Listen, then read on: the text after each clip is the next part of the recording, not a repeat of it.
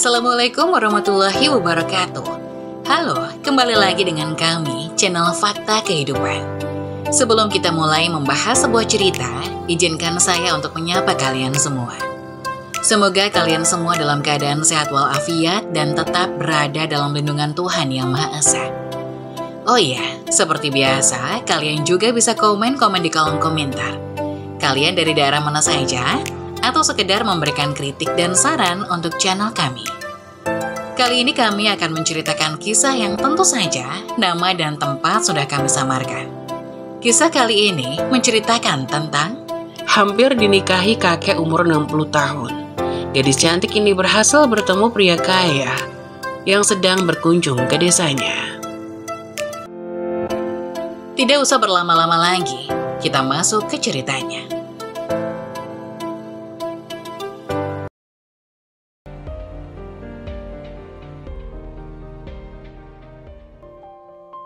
Hampir dinikahi kakek umur 60 tahun.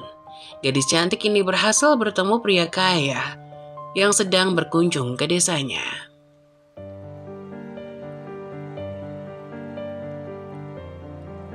Anis adalah gadis muda yang hidup dalam keluarga petani di sebuah desa kecil yang terpencil di pedalaman Jawa. Hari itu, sinar mentari menyinari ladang-ladang hijau yang mengelilingi rumah kayu mereka. Namun kebahagiaan itu terhenti ketika kedua orang tuanya, Pak Slamet dan Bu Rahayu, menghadapinya dengan wajah serius. Mereka duduk di ruang keluarga yang sederhana, di antara perabotan kayu yang sudah uzur. Dengan gemetar, Pak Slamet mengaku bahwa mereka terlilit hutang besar yang menimbulkan keresahan di antara mereka. Anis yang baru saja mulai bekerja sebagai pelayan di sebuah warung di kota kecil terdekat setelah lulus SMA, merasa dunianya runtuh. Tanpa menunggu waktu lama, keluarga Anis mulai menjual harta benda yang mereka miliki.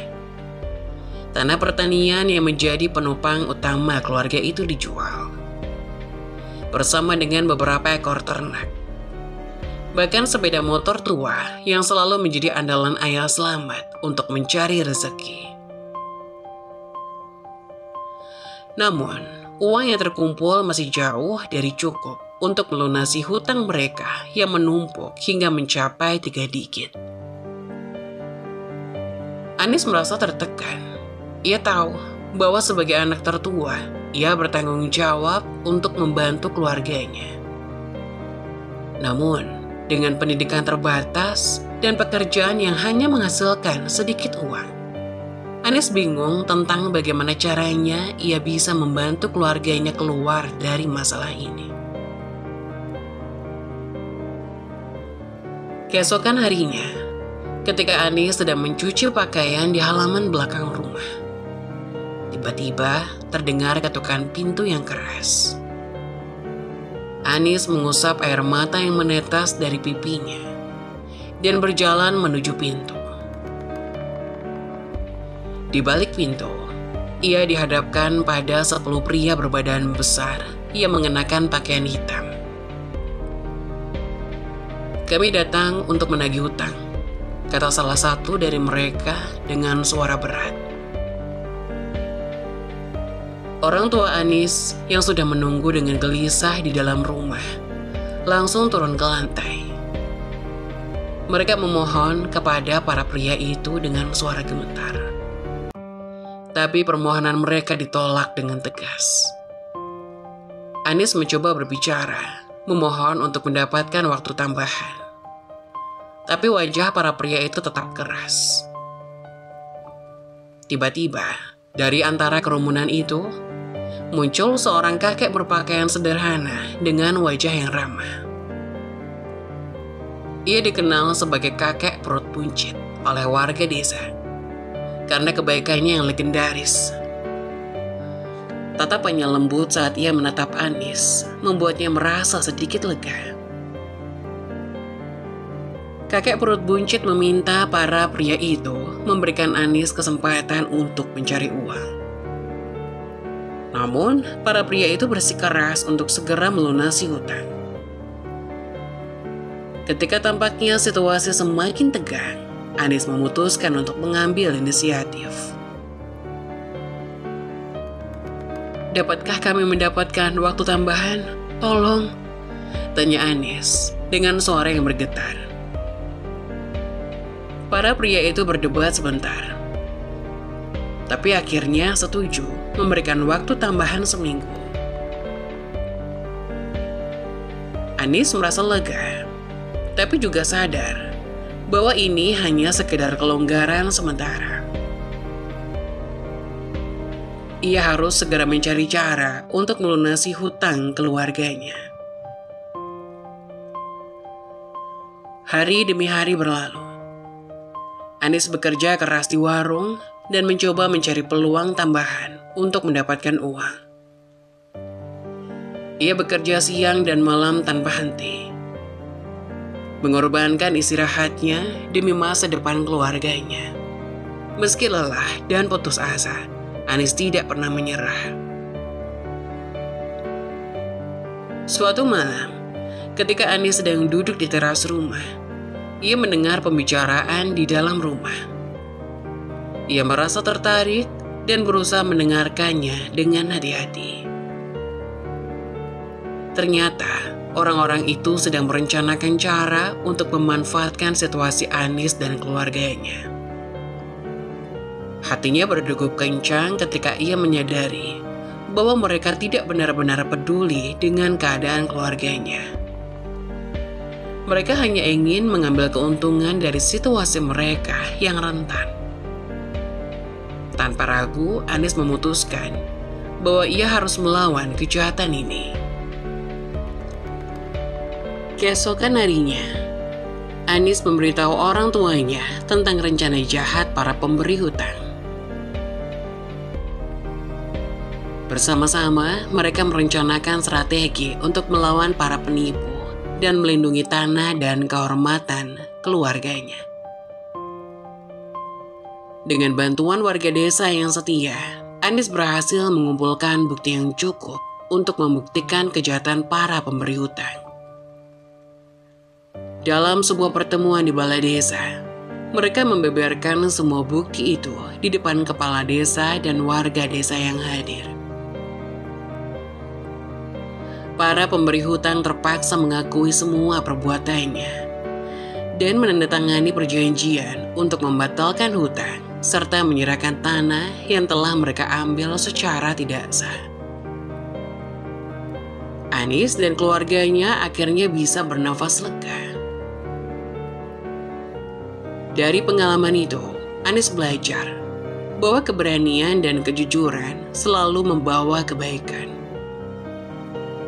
Ia juga menyadari bahwa keluarga adalah segalanya baginya. Dan ia akan melakukan apapun untuk melindungi mereka. Dengan tekad yang kuat dan cinta yang tulus, Anis melangkah maju dalam hidupnya, siap menghadapi semua tantangan yang akan datang.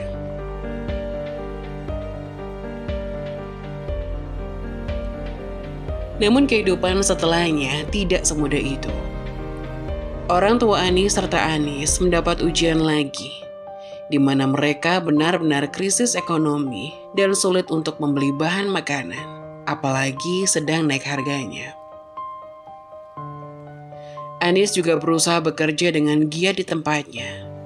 Namun ternyata gajinya ditahan untuk keperluan renovasi warung. Sehingga Anis hanya bisa memohon kepada bosnya untuk memberinya setengah gajinya karena benar-benar membutuhkan. Namun, si bos tidak memberikannya karena uangnya sudah terlanjur dibayarkan ke tukang renovasi. Sungguh, Anis menangis dalam diam. Ia pulang ke rumahnya dengan rasa lapar dan memikirkan ayah dan ibunya yang juga lapar. Tapi begitu ia melihat senyum orang tuanya yang menyambut hatinya, menghangat walaupun terluka.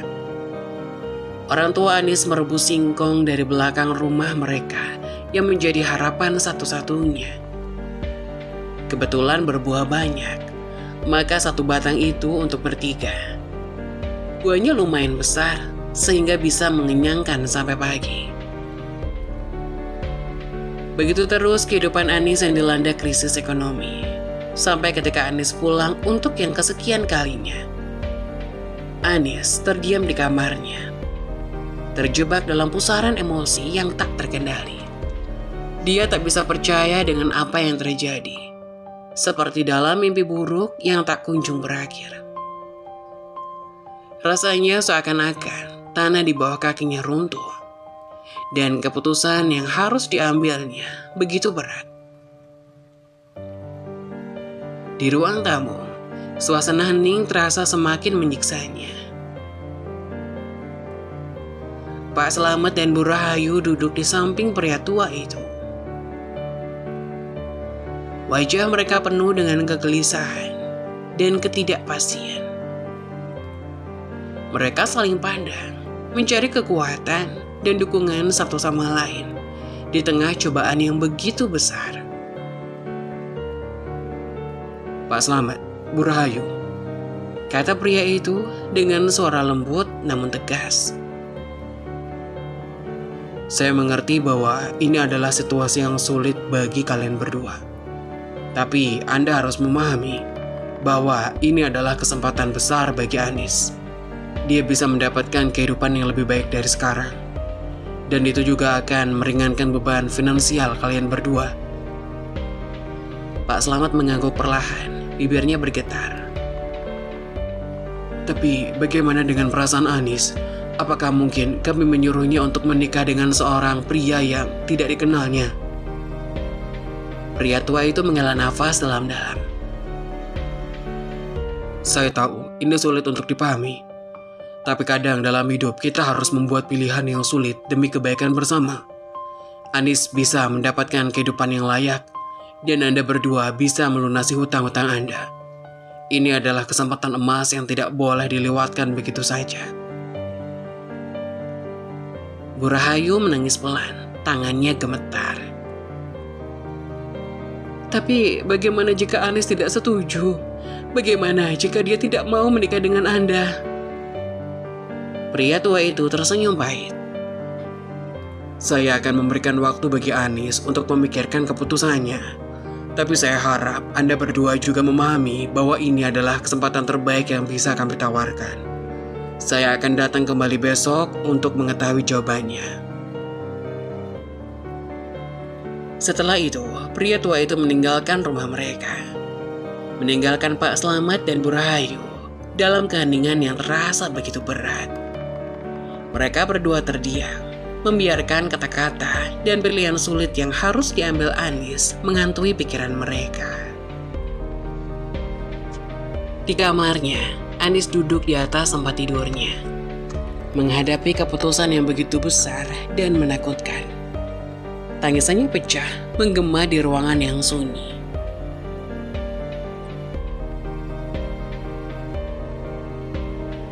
Hatinya terbelah antara ingin memberikan masa depan yang lebih baik bagi keluarganya dan rasa takut akan apa yang mungkin terjadi jika ia menyetujui permintaan pria tua itu.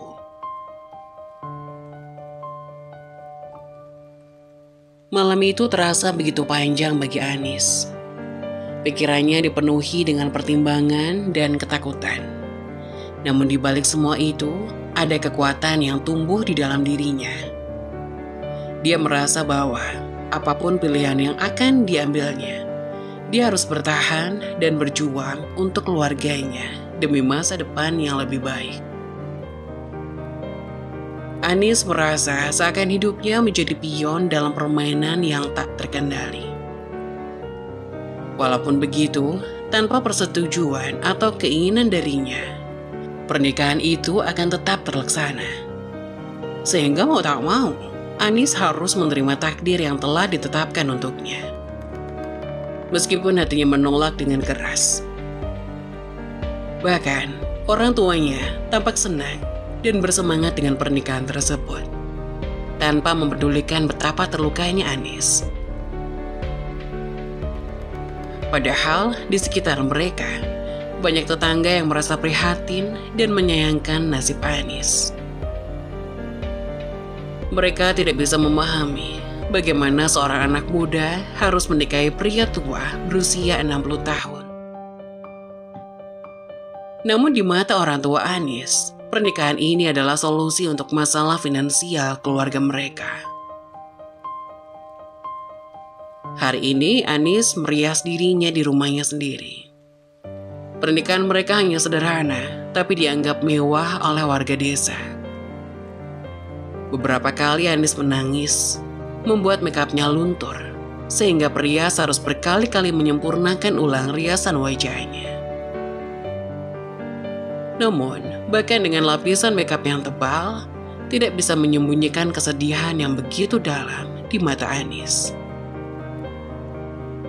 Anis belum bisa menerima kenyataan ini. Ia tidak ingin menikah dengan pria tua itu, terutama karena pria itu pernah memberikan pinjaman uang kepada orang tuanya. Anis tahu bahwa beberapa anak buah pria tua itu telah ditangkap oleh polisi karena berbagai kasus kriminal. Namun dalang dari semua masalah ini, yaitu pria tua itu sendiri, tidak pernah tersentuh oleh hukum. Mungkin karena pengaruh dan kekayaannya yang begitu besar, sehingga mudah menyuap polisi. Saat pernikahan hendak terlaksana, Anis merasa seperti diambang keputusasaan. Dengan alasan yang terkesan remeh, Anis memohon izin ke kamar mandi karena mendadak sakit perut. Padahal ia diam-diam berencana untuk kabur dari rumahnya, berlarian di jalan desa yang sepi karena semua orang telah menghadiri acara pernikahannya.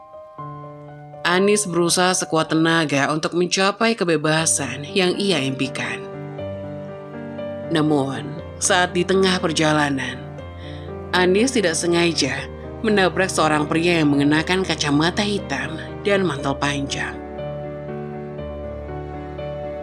Pria itu terlihat seperti sedang sakit, namun gayanya seperti orang kota.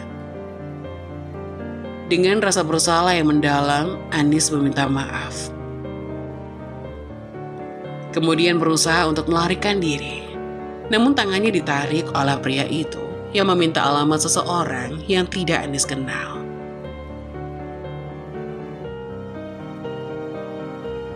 Meskipun Anis berulang kali menyatakan bahwa ia tidak mengetahui alamat yang dimaksud, pria itu tetap bertekad dengan keras. Sampai akhirnya pria itu sadar bahwa Anis sedang mengenakan pakaian pengantin dan berdandan layaknya seorang pengantin. Kecanggungan melanda keduanya, membuat situasi semakin rumit bagi Anis yang ingin buru-buru melarikan diri dari kehidupan yang tidak diinginkannya. "Kamu kabur dari pernikahannya. Kenapa kamu melakukannya?" tanya pria itu sambil melepas kacamata hitamnya, memasukkannya ke dalam saku. Anis berdecak beberapa kali melihat ke belakang. Takut ada yang mengejarnya dan ia akan kembali ke pernikahan itu. Tapi Anis sungguh berharap bahwa mereka menyadari bahwa sekarang Anis tengah kabur. Dengan begitu, pernikahan tidak dapat dilaksanakan. "Orang tuaku memaksa aku menikah dengan pria berumur 60 tahun karena hutang masa lalu." Anis tidak berniat membuka aib keluarganya, namun ia membutuhkan orang yang mendukungnya sekarang. Pria itu terdiam, kembali mengambil tangan Anis lalu mengajaknya berlari bersama. "Maukah jalan-jalan keliling desa menemaniku, sekalian kabur?" Anis mengangguk, tersenyum senang. Ia bahagia ada orang yang berada di pihaknya. Jadi mereka naik mobil keliling desa, menghabiskan waktu untuk melihat-lihat desa. Di sini Anis berperan sebagai petunjuk jalan bagi pria itu, karena ternyata setelah mereka semakin akrab, pria itu memang berasal dari kota dan ke desa untuk suatu urusan. Anis merasakan seperti berada dalam film petualangan yang menegangkan. Setelah menabrak pria berkacamata hitam tadi, mereka berdua tak sengaja terlibat dalam serangkaian peristiwa yang mengubah segalanya. Pria berkacamata hitam itu ternyata adalah seorang peneliti yang sedang melakukan survei di desa. Namanya Rizky, dan dia meminta Anis untuk menemaninya mengelilingi desa sambil mengumpulkan data untuk penelitiannya. Awalnya Anis ragu, namun rasa ingin tahu dan keinginannya untuk melarikan diri dari pernikahan yang tidak diinginkannya membuatnya setuju. Mereka berdua menghabiskan waktu berkeliling desa dengan mobil Rizky, menjelajahi setiap sudut desa yang belum pernah Anis lihat sebelumnya. Anis tertawa gembira dan merasa bebas, melupakan sejenak semua masalah yang menekan pikirannya. Rizky dengan penuh semangat menceritakan berbagai cerita menarik tentang tempat-tempat yang mereka lewati, membuat perjalanan mereka semakin menyenangkan. Sementara itu, di rumah, kekhawatiran dan kecemasan menyelimuti orang tua Anis. Ketika Priyas tidak menemukan Anis di kamar mandi, mereka mulai panik. Ayah Anis, dengan perasaan cemas dan sedikit takut, akhirnya memutuskan untuk memberitahu pria tua yang menjadi calon suami Anis melalui telinganya. Dengan bisikan yang khawatir, ayah Anis mengungkapkan bahwa Anis telah menghilang. Namun pria itu tidak bisa menyembunyikan rasa marahnya. Tanpa ampun ia memukul ayah Anis dengan keras, menimbulkan rasa sakit dan kejut di wajahnya. Tetangga yang melihat kejadian itu sontak datang untuk membantu ayah Anis dan menenangkan pria tua itu. Mereka tidak bisa memahami apa yang terjadi. Namun keberadaan Anis yang menghilang telah menciptakan kekacauan di antara mereka. Para ibu-ibu desa mulai bertanya-tanya apa yang dibisikkan ayah Anis pada pria tua itu. Mereka memperdebatkan kemungkinan-kemungkinan yang mungkin terjadi, mencoba mencari tahu alasan dibalik perilaku Anis yang tiba-tiba kabur dari pernikahan. Namun ketika berita tentang kaburnya Anis sampai kepada mereka dari Priyas, mereka tersenyum senang. Mereka berpendapat bahwa masa depan Anis masih panjang dan bahwa dia tidak pantas menikah dengan pria tua yang sudah hampir mati itu. Mereka merasa lega bahwa Anis telah berhasil melarikan diri dari takdir yang tidak diinginkannya. Dan mereka siap memberikan dukungan kepada Anis untuk menemukan kebahagiaannya sendiri. Setelah kejadian yang memalukan di depan para tetangga, pria tua itu dan anak buahnya pergi dari rumah Anis dengan wajah memerah dan kemarahan. Mereka meninggalkan pakaian pengantin berserakan di pelataran rumah, meninggalkan jejak kekecewaan dan keputusasaan di belakang mereka. Dalam amarahnya, pria tua itu menyumpahi kedua orang tua Anis bahwa mereka akan semakin hidup sengsara tanpa Anis di samping mereka. Namun takdir memiliki rencana yang tak terduga. Anis setelah kabur dari pernikahannya menemukan kenyamanan dan kebahagiaan yang tidak pernah ia bayangkan sebelumnya. Dia semakin dekat dengan Rizky, pria berkacamata hitam yang telah membantunya melarikan diri dari takdir yang tidak diinginkannya. Mereka sering bergantian berkunjung ke rumah satu sama lain, saling berbagi cerita, tawa, dan bahkan air mata. Rizky tidak hanya baik dengan Anis, tapi juga dengan keluarga orang tuanya. Ia dengan tulus memberikan dukungan dan perhatian kepada mereka, membuat mereka seperti memiliki seorang anak yang peduli di tengah kesulitan yang mereka hadapi. Kehadiran Rizky membawa cahaya baru bagi keluarga Anis, membantu mereka melupakan masa lalu yang penuh dengan kesedihan dan kekecewaan.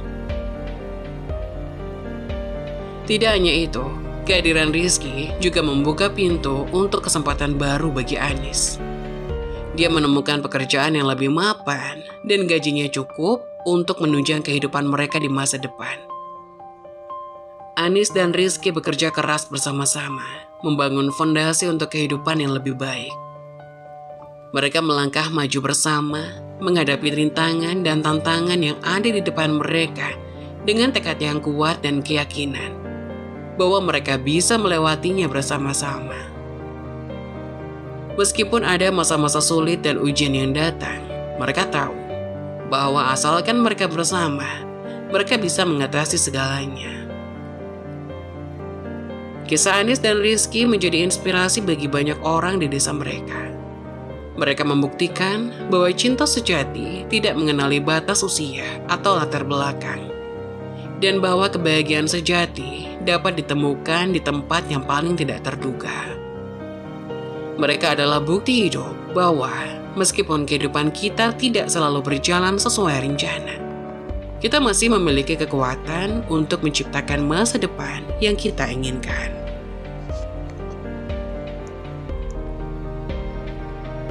Saat-saat tersulitmu seringkali mengarah pada momen-momen terbesar dalam hidup.